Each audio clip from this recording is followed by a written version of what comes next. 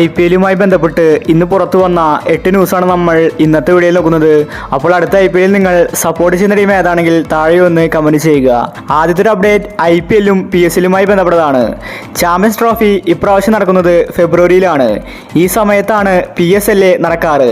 എന്നാൽ ഇപ്പോൾ champions trophy ആ ദിവസങ്ങളിൽ നടത്തുന്നതുകൊണ്ട് പാകിസ്ഥാനെ പണികിട്ടിരിക്കുകയാണ്. ഇതുകൊണ്ട് തന്നെ പാകിസ്ഥാൻ പ്രീമിയർ ലീഗ് IPL തുടങ്ങുന്ന സമയത്താണ് വെച്ചിരിക്കുന്നത്. IPL-ലും PSL-ലും തമ്മിൽ ക്ലാഷ് ആയിരിക്കുകയാണ്. അതുകൊണ്ട് ഫോറിൻ താരങ്ങളെ PSL-ലേക്ക് കിട്ടില്ല. എല്ലാവരും IPL കളിക്കാനാണ് വരുന്നതെന്നാണ് പറഞ്ഞിരിക്കുന്നത്. അടുത്തൊരു അപ്ഡേറ്റ് ഇന്ത്യയുടെ ടെസ്റ്റ് ടീമിനെ സംബന്ധിക്കുന്നതാണ്. ഇന്ത്യ ഇപ്പോൾ ടെസ്റ്റ് ക്രിക്കറ്റിൽ വീക്കാണ്.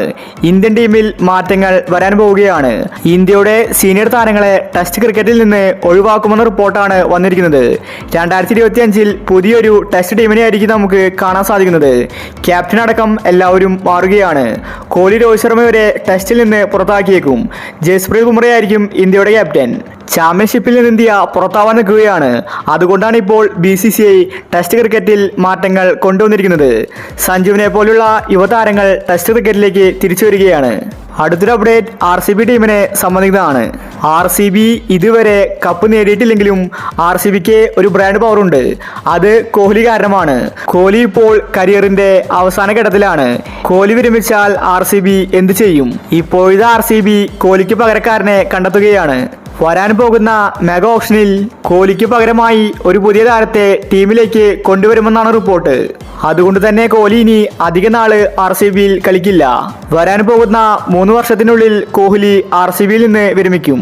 അടുത്ത IPL-ൽ കോഹ്ലിക്ക് പകരമായിട്ട് RCB ക്യാപ്റ്റനാകുന്നത് കൃണാൽ പാണ്ഡ്യയാണ്. അടുത്തൊരു അപ്ഡേറ്റ് മുംബൈ ഇന്ത്യൻസിന്റെ ജേഴ്സിയുമായി ബന്ധപ്പെട്ടതാണ്. മുംബൈ ടീം എല്ലാ വർഷവും പുതിയ ജേഴ്സി പുറത്തിറക്കാറുണ്ട്. ഇപ്പോൾ ഇതാ IPL 2025-ലെ മുംബൈയുടെ ജേഴ്സി പുറത്തു വന്നിരിക്കുകയാണ്. നീല കളറിലുള്ള ജേഴ്സി തന്നെയാണ് മുംബൈ ടീം ഇപ്രാവശ്യവും ധരിക്കുന്നത്. ജേഴ്സിയിൽ ചില മാറ്റങ്ങൾ മാത്രമേ വന്നിട്ടുള്ളൂ. അതുമാത്രമല്ല, മുംബൈ ടീം പുതിയൊരു ക്യാപ്റ്റനെ ഇറക്കുമെന്ന റിപ്പോർട്ടാണ് വന്നിരിക്കുന്നത്. രോഹിത് ശർമ്മ അല്ലെങ്കിൽ സൂര്യ അല്ലെങ്കിൽ ബുംറ, ഈ 3 താരങ്ങളാണ് ഇപ്പോൾ മുംബൈ ടീമിന്റെ ലിസ്റ്റിലുള്ളത്. പാണ്ഡ്യയെ മുംബൈ ക്യാപ്റ്റൻസിൽ നിന്ന് മാറ്റുമെന്ന റിപ്പോർട്ടാണ് വന്നിരിക്കുന്നത്. അടുത്തൊരു അപ്ഡേറ്റ് CSKയുമായി ബന്ധപ്പെട്ടതാണ്. ചെന്നൈ ടീമിന്റെ നട്ടലത് ധോണിയാണ്. ധോണി കളിക്കളത്തിലുണ്ടായാലും മതി, CSK എങ്ങനെയെങ്കിലും മത്സരം ജയിക്കും. അത്രയ്ക്കും അഗ്രകണ്ണിനാണ് ധോണി എന്ന ക്യാപ്റ്റൻ. നിലവിലിപ്പോൾ ഋതുരാജാണ് CSK ടീമിന്റെ ക്യാപ്റ്റൻ. എന്നാലും കാര്യങ്ങൾ പറഞ്ഞു കൊടുക്കുന്നത് ധോണിയാണ്. ഇപ്പോഴിതാ CSK ആരാധകർക്ക് സന്തോഷ വാർത്തയാണ് വന്നിരിക്കുന്നത്. ഇത് ധോണിയുടെ അവസാനത്തെ IPL ആണെന്ന റിപ്പോർട്ട് നേരത്തെ വന്നിട്ടുണ്ടായിരുന്നു.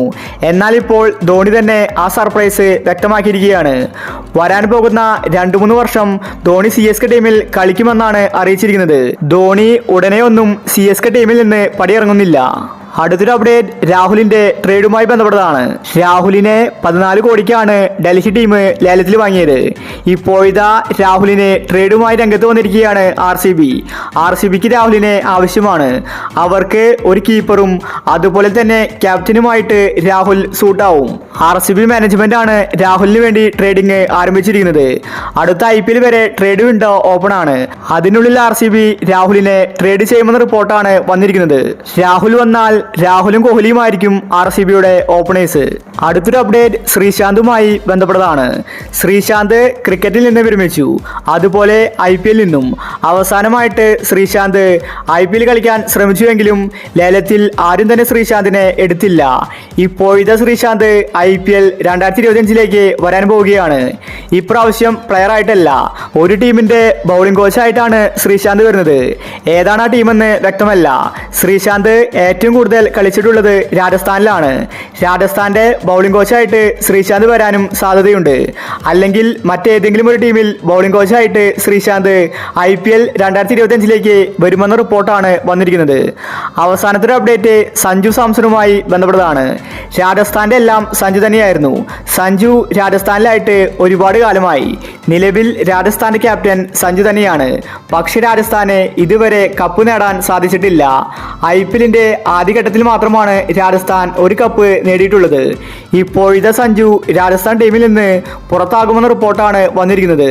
അടുത്ത വർഷം സഞ്ജു രാജസ്ഥാൻ ടീമിൽ നിന്ന് പടിയിറങ്ങിയേക്കും. രാജസ്ഥാന്റെ മാനേജ്മെന്റ് മാറിയിട്ടുണ്ടായിരുന്നു. അവർക്ക് സഞ്ജുവിന് വലിയ താല്പര്യമില്ല. ഇപ്രാവശ്യം സഞ്ജു മനഃപൂർവ്വം പിടിച്ചു നിന്നതാണ്.